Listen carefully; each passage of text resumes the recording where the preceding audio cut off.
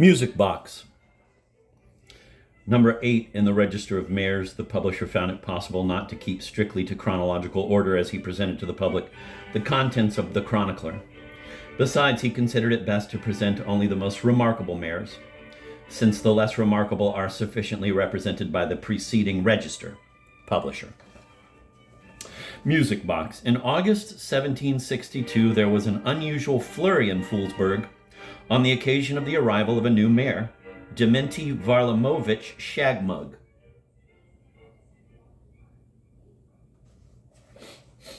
The inhabitants exulted. Not having seen the newly appointed superior yet with their own eyes, they were already telling anecdotes about him, calling him a good looker and a smarty. They congratulated each other with joy, kissed, shed tears, went into the taverns, came out of the taverns, went back in again. Transported with ecstasy, they recalled the former Foolsburgian liberties.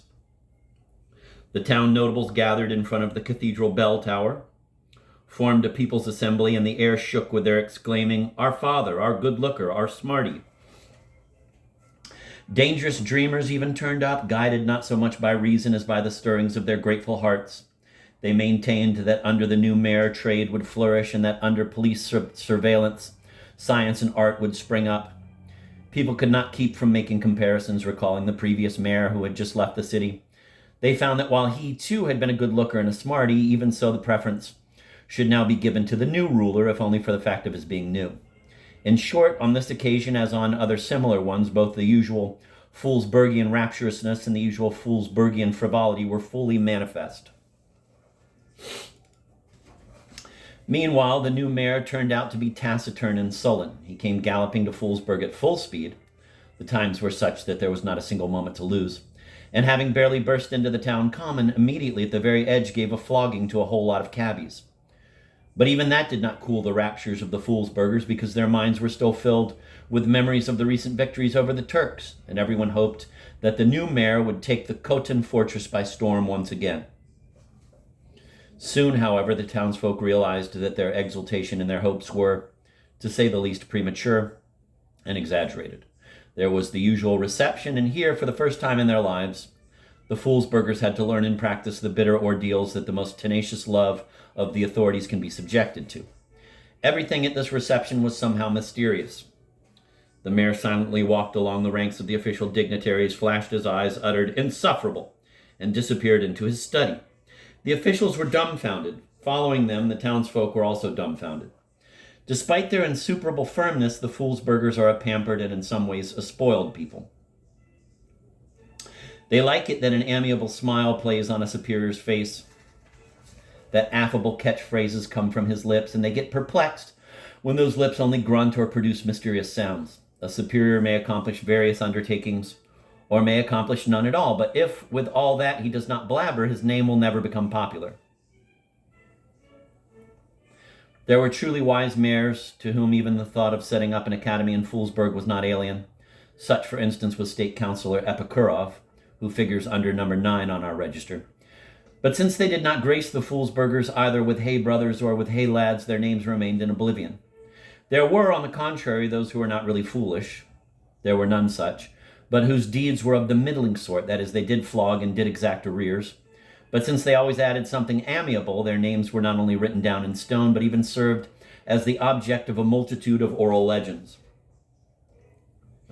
Here is what happened in the present case. However ardent the hearts of the townspeople became on the occasion of the new mayor's arrival, his reception cooled them off significantly.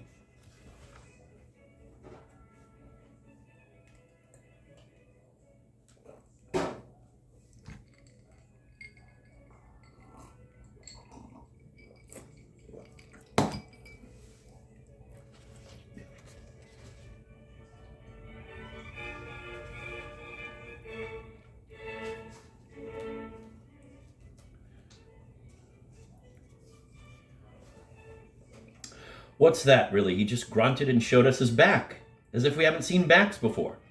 You should have a heartfelt talk with us. Gentleness. Probe us with gentleness. First threaten us, and then show mercy.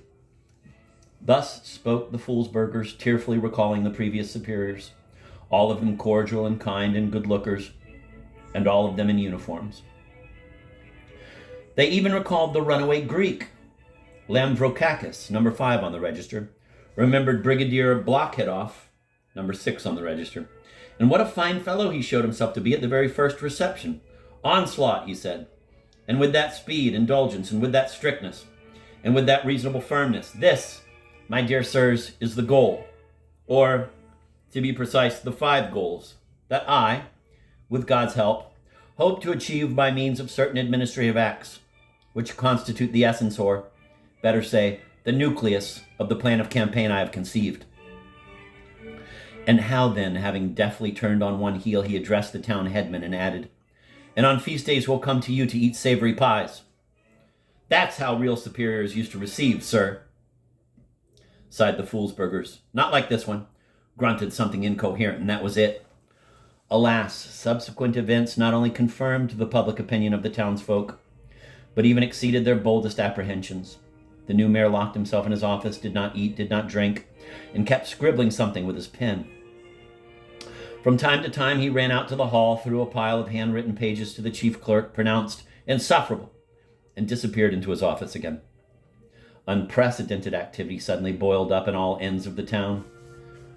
Police sergeants went galloping, police captains went galloping, assessors went galloping. The policemen on duty forgot what it meant to have a normal meal and acquired the pernicious habit of snatching pickings on the run. They snatch and catch, flog and thrash, seize and sell, and the mayor goes on sitting and scribbling fiat after fiat. Noise and thunder roll from one end of town to the other, and over all this turmoil, all this hubbub, like the cry of a predatory bird, reigns the ominous insufferable. The Foolsburgers were horrified. They recalled the general flogging of the cabbies, and it suddenly dawned on them all. What if he flogs the whole town the same way? Then they began to wonder what meaning was attached to the word insufferable. Finally, they resorted to the history of Foolsburg, started looking into it for examples of salutary mayoral strictness, found an extraordinary diversity, and still did not come up with anything appropriate. He could simply say how much he wants to get for each head, the confused townfolk talked among themselves. But he just snorts, and that's it. Foolsburg, the carefree, good-natured, and cheerful Foolsburg, was downcast. There were no more animated gatherings outside the gates of the houses. The cracking of sunflower seeds ceased. There was no playing knucklebones. The streets were empty. Predatory beasts appeared on the squares. People left their houses only for necessity, and having shown their frightened and exhausted faces for a moment, hid themselves at once. The old-timers said that something similar had happened in the time of the Ticino, Little Czar, and almost of Byron, when the streetwalker Tanka the pockmarked almost brought punishment to the whole town. But even then it was better. Then people understood at least something, but now all they felt was fear, a sinister and unaccountable fear. It was especially painful to look at the town late at night. By then, Foolsburg, usually little animated, became totally still. Hungry dogs reigned in the streets, and even they did not bark, but gave themselves in great order to self-indulgence and decadence. Heavy darkness enveloped the streets and buildings, and only in one room of the mayor's quarters, deep at night, did a sinister light still glimmer. An awakened town inhabitant could see the mayor sitting bent over his desk and scribbling something with his pen. He would suddenly come up to the window, shout, "Insufferable!" and again sit down at the desk and again start scribbling. Ugly rumors began to circulate. People said that the new mayor was not even a mayor, but a werewolf sent to Foolsburg out of carelessness. That during the night, in the guise of an insatiable vampire, he soars over the town and sucks the blood of the sleeping townsfolk. Of course, all this was told and transmitted in a whisper. But some brave hearts turned up who suggested that the whole lot of them, to a man, kneel and ask forgiveness, but even they wavered. What if this is just as it should be? What if it had been decided that Foolsburg, for its sins, must have precisely this kind of mayor, and not any other? This reasoning seemed to make so much sense that the brave ones not only renounced their suggestions, but immediately began to reproach each other for rabble-rousing and sedition. And suddenly it became known to everyone that the clock and organ maker Babikoff secretly visits the mayor. Reliable witnesses said that once, between 2 and 3 past midnight, he walked out of the mayor's apartment all pale and frightened, carefully carrying something wrapped in a napkin. And what was most remarkable of all On that memorable night, none of the townsfolk were awakened by the cry, "Insufferable!" But the mayor himself seemed to have ceased for a time to conduct the critical analysis of the list of arrears and to have fallen asleep. An obvious anachronism. In 1762, there were no lists of arrears. The taxes were just exacted, a proper sum from each person. Consequently, there were no critical analysis thereof. Though this is not an anachronism, but rather a foresight that the chronicler occasionally manifests to such a degree that it even makes the reader feel slightly awkward. Thus, and we will see this later, he foresaw the invention of the electric telegraph and even the setting up of provincial management. Publisher. The question arose, what need did the mayor have of Babikoff, who, besides being a chronic drinker, was also an avowed adulterer? Tricks and trip-ups began with the aim of discovering the secret, but Babikoff remained mute as a fish and, in response to all exhortations, only shook all over. They tried to get him drunk, but he, without rejecting the vodka, merely sweated and did not give anything away. The boys apprenticed to him could tell only that indeed a policeman once came during the night and led the master away, and he returned an hour later with a little bundle, locked himself in the workshop, and had been languishing ever since.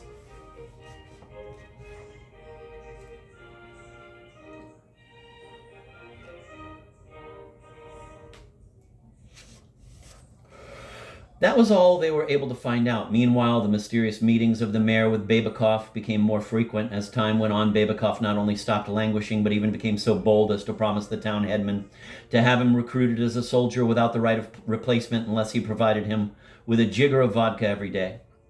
He had a new suit made for himself and boasted of his intention to open such a shop in Foolsburg that Winterhalter himself would have his nose put out of joint. Yet another example of foresight. There was no Winterhalter shop in 1762, publisher. Amidst all this talk and gossip, a summons suddenly fell as if from the sky, inviting the most notable citizens of the Foolsburg intelligentsia on such and such day and hour to come to the mayor for admonition.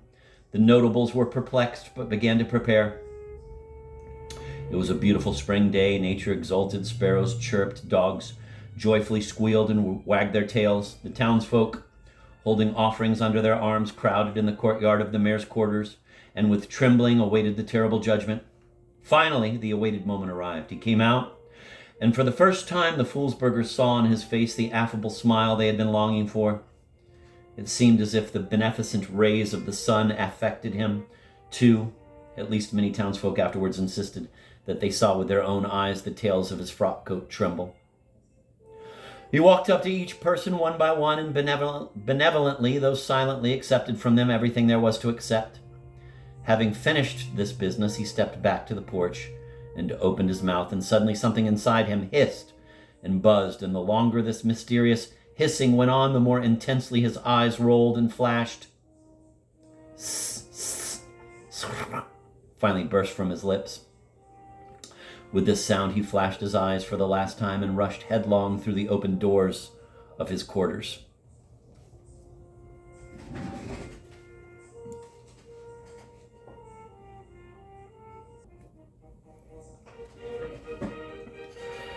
Reading the description of such an unprecedented event in the chronicler, we, the witnesses and participants of other times and other events, are certainly quite capable of taking it with equanimity.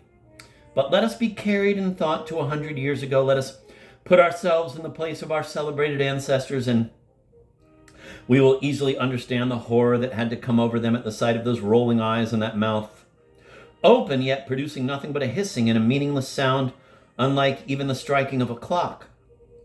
However, such precisely was the great merit of our ancestors that, no matter how shocked they were by the above described sight, they did not fall for the then fashionable revolutionary ideas or the temptations presented by anarchy, but remained faithful to the love of the authorities and allowed themselves only the slightest commiseration and reproach for their more than strange mayor.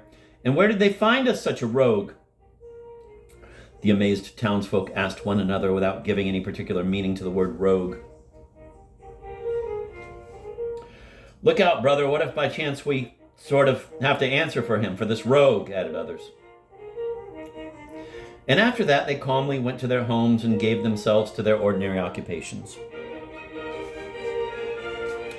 Our shag mug would have remained the shepherd of this vineyard for many years and would have gladdened the hearts of his superiors with his efficiency, and the townsfolk would not have sensed anything extraordinary in their existence, were it not that a perfectly accidental circumstance, a simple slip-up, stopped his activity in full swing.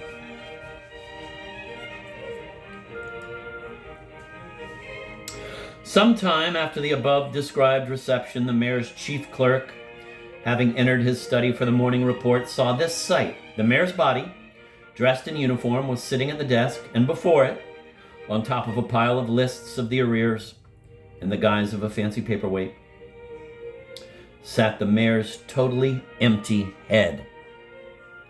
The clerk fled in such a panic that his teeth were chattering. Messengers ran to fetch the deputy mayor and the police chief. The former began by reprimanding the latter, accusing him of negligence and pandering to brazen coercion. But the police chief succeeded in vindicating himself. He maintained, not without good reason, that the head could have been emptied only with the consent of the mayor himself, and that someone belonging to the Craftsmen's Guild must have taken part in it, because there were found on the table, counting as material evidence, a chisel, an awl, and a little file. The chief town doctor was summoned for a council and asked to answer 3 questions. 1, could the mayor's head be separated from the mayor's body without a hemorrhage? 2, was it possible to suggest that the mayor himself had taken his own head off his shoulders and emptied it? And 3, was it possible to suppose that the mayor's head, once abrogated, could afterwards grow back again by way of some unknown process? The Asclepius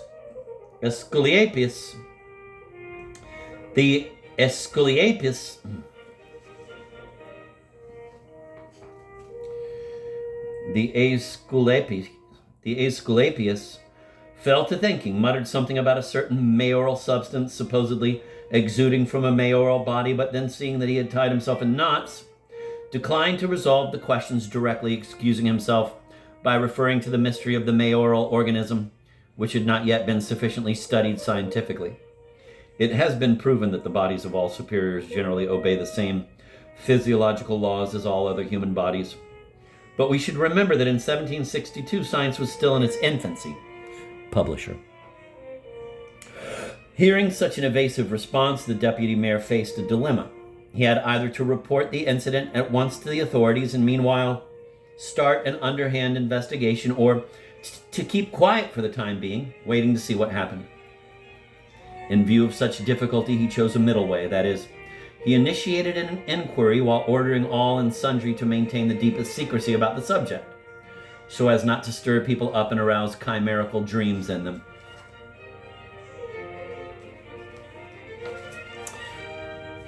These jovial Mozart jams are so sweet.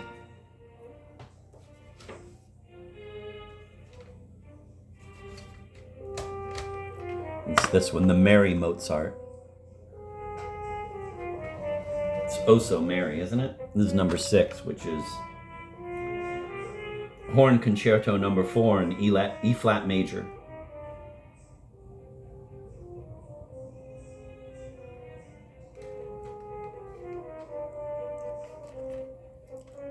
Some sweet jams.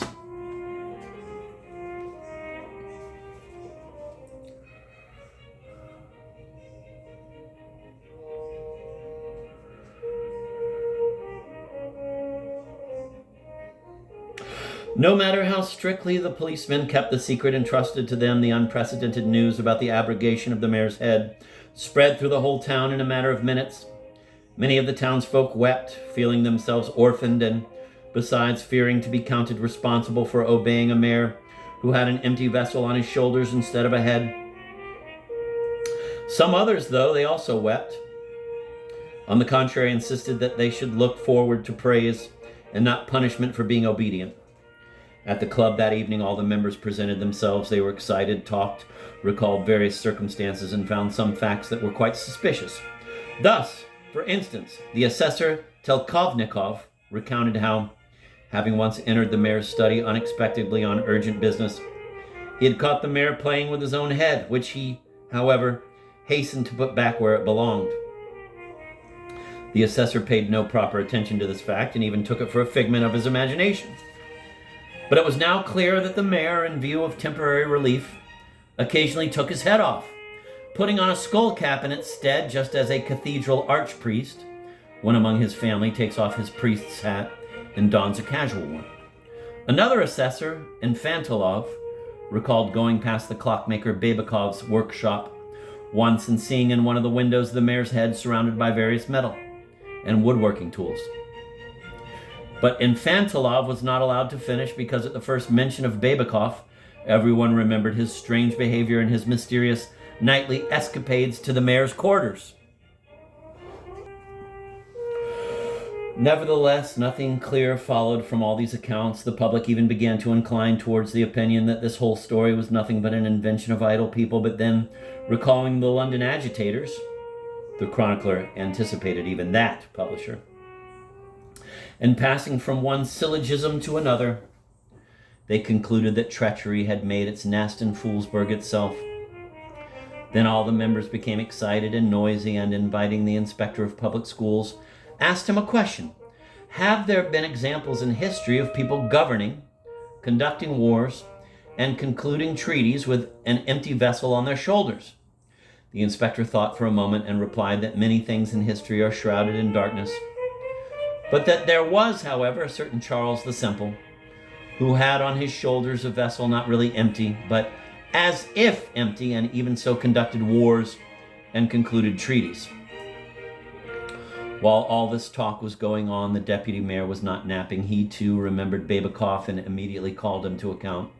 For some time, Babakov kept mum and said nothing except, "Don't know, no idea."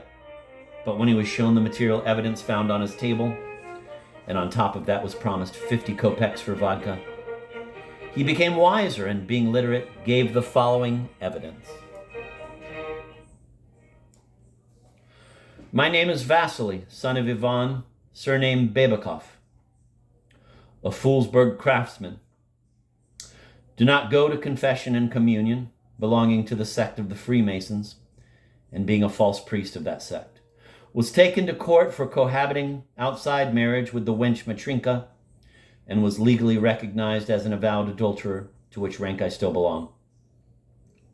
Last year, in winter, I do not remember the month and the day, I was awakened during the night and, accompanied by a police officer, was taken to our mayor, Dementy Varlamovich.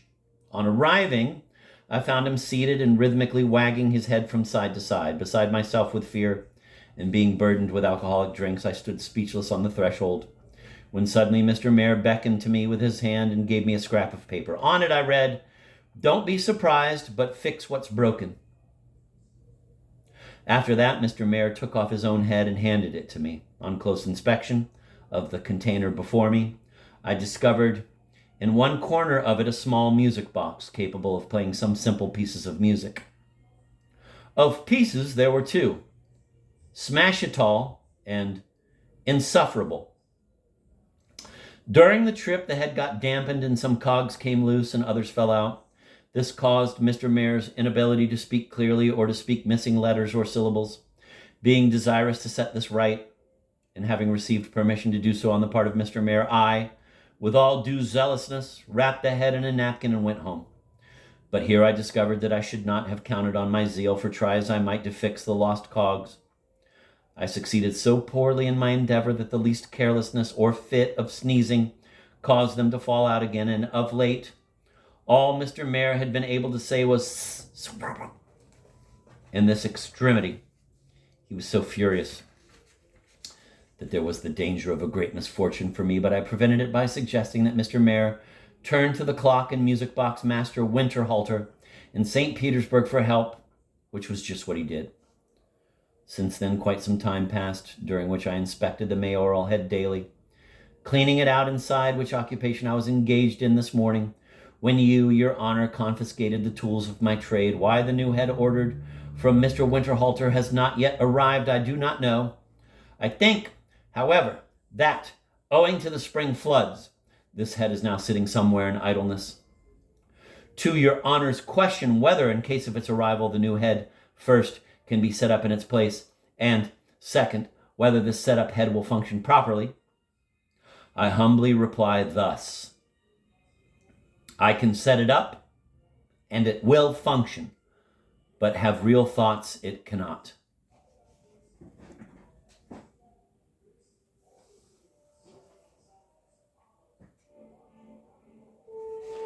This testimony is signed by the avowed adulterer Vasily Ivanovich Babakov in his own hand.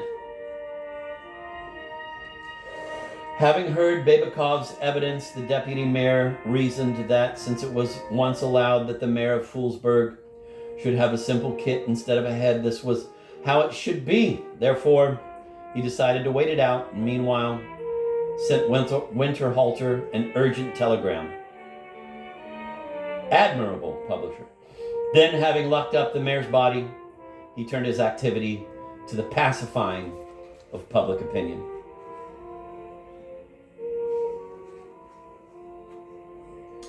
But by now, all his contrivances were in vain. 2 days went by. The long-expected Petersburg mail finally came, but there was no head in it. In other words, anarchy set in. Government offices were in desolation. There were so many arrears that a local treasurer, having peeked into the cash box, opened his mouth and stayed with his mouth open for the rest of his life. Policemen got out of hand and were brazenly idle. Official holidays were no longer observed. Moreover, murders began, and right on the town common, the headless corpse of an unknown man was found, which, by the skirts of the uniform, could be identified as belonging to a lifeguardsman. Yet, no matter how the police chief or other members of the provisionary department tried, the head separated from the body could not be found. At 8 o'clock in the evening, the deputy mayor received a telegraphic message that the head had been sent long ago. The deputy mayor was totally bewildered. Another day went by. The mayor's body was still sitting in his study and even beginning to go bad. The love of authority, temporarily shaken by Shagmug's odd behavior, came forth on timid but firm steps. The best people formed a procession and went to the deputy mayor, insisting that he give orders.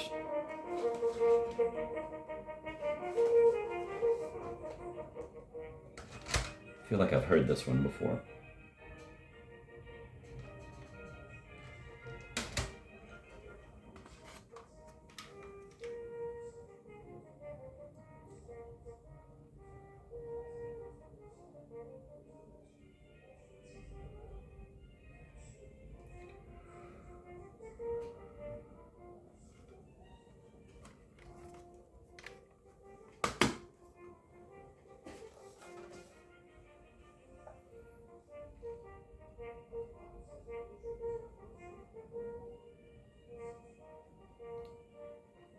The best people formed a procession and went to the deputy mayor, insisting that he give orders. The deputy mayor, seeing that the arrears were accumulating, drunkenness increasing, lawfulness in the courts disappearing, and decisions not being confirmed, addressed the staff officer for help. This latter, being a conscientious man, sent a telegram to his superiors about this occasion and received a response, also by telegram, that he was being dismissed from service for absurd information. This worthy official vindicated himself and, as we will see below, actively participated in later events in Foolsburg. Publisher. On hearing that, the deputy mayor came to the office and burst into tears. The assessors came and also wept. The solicitor came, and he too was unable to speak for tears.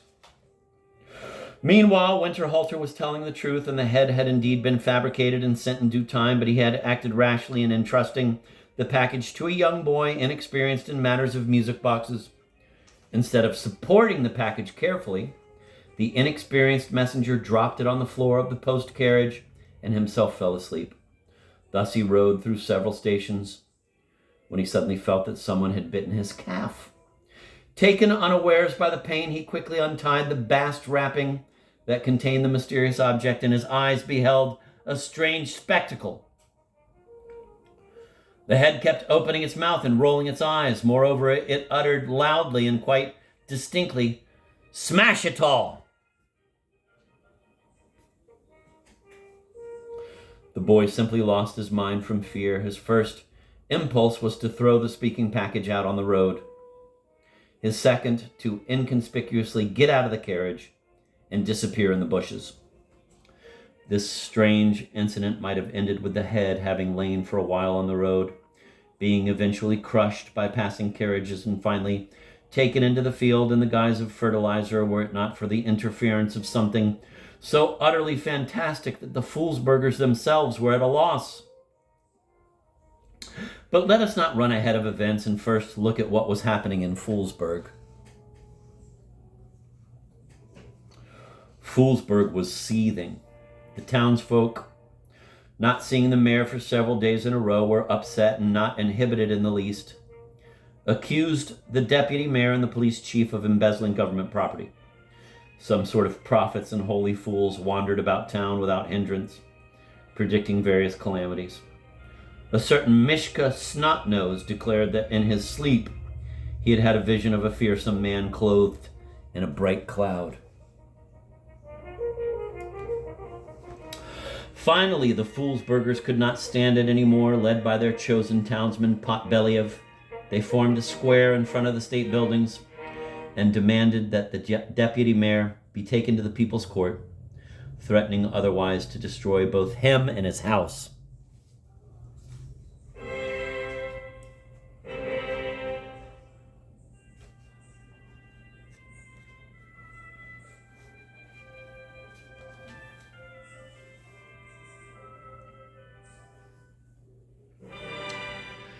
Antisocial elements surfaced with frightening speed. There was talk of impostors, of some Stepka who, leading a band of outlaws, had abducted 2 merchants' wives just the day before and in front of everybody. "What have you done with our dear father?" screamed the crowd, enraged to the point of frenzy when the deputy mayor came before them. "My fine lads, how can I present him for you since he's locked up?" The trembling official, roused from administrative torpor by the events, tried to bring the crowd to reason. At the same time, he secretly winked at Babakov, who, seeing this sign, immediately vanished. But the unrest would not be calmed. "Lies, you flip-flopper," the crowd answered. "You and the policeman ganged up on purpose to get rid of our dear father." God only knows how this general commotion would have been resolved were it not that just then came the sound of a bell and a carriage arrived, in which sat the police chief and beside him the vanished mayor.